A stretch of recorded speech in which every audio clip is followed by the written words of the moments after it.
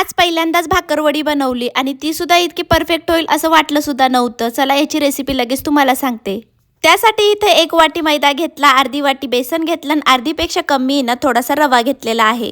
आता या ठिकाणी मीठ, ओवा आणि थोडंसं कडकडीत गरम केलेलं तेल घालून घ्यायचं, मिक्स करून घ्यायचं आणि थोडं थोडं पाणी ऍड करत आहे ना त्याचं पीठ मळून घ्यायचं. पहिल्यांदाच भाकरवडी बनवली आहे आणि ती सुद्धा इतकी परफेक्ट बनेल असं वाटलं सुद्धा नव्हतं. तुम्ही सुद्धा या प्रकारे ट्राय केलीत ना तर तुम्हाला सुद्धा परफेक्ट अशी भाकरवडी जमेल. पीठ मळून 10-15 मिनिटांसाठी बाजूला रेस्ट करायला ठेवून दिलं. त्यानंतर दाखवल्याप्रमाणे मसाले घेतले आणि ते छान खरपूस असे भाजून घेतले. आता या ठिकाणी मिक्सरच्या भांड्यामध्ये थोडंसं चवीपुरतं मीठ आणि साखर घालून आणि थोडीशी लाल तिखट घालून आहे ना छान ग्राइंड करून घेतलं. आता आपला भाकरवडीचा जो मसाला आहे ना मधला तो तयार झालेला आहे. आता या ठिकाणी मळून घेतलेलं जे पीठ आहे त्याचा छान एक गोळा काढून घ्यायचा, चपातीसारखं छान लाटून घ्यायचं आणि त्याला आजूबाजूनी कट मारून घ्यायचे, जेणेकरून भाकरवडी ना चारी बाजूनी सारखी आली पाहिजे. मी आहे ना चिंच आणि साखर याची चटणी बनवून ठेवलेली होती, तीच याच्यावरती ना थोडीशी फिरवून घ्यायची आणि नंतर त्यावरती बनवून घेतलेला मसाला असंच स्प्रेड करून घ्यायचा. सगळ्या छान पसरवून घेतला की हळूहळू आहे ना त्याचा रोल करायला घ्यायचा बरं का. आणि हे सगळ्यात मेन काम आहे का एकदम हळूहळू त्याचा रोल करावा लागतो. एकदम लक्षपूर्वक आहे ना त्याला असं गोल गोल करून घ्यायचं आणि त्याच्यानंतर आहे ना असं थोडंसं पाणी लावून आहे ना असं पूर्ण पॅक करून ठेवायचं आणि त्यानंतर आहे ना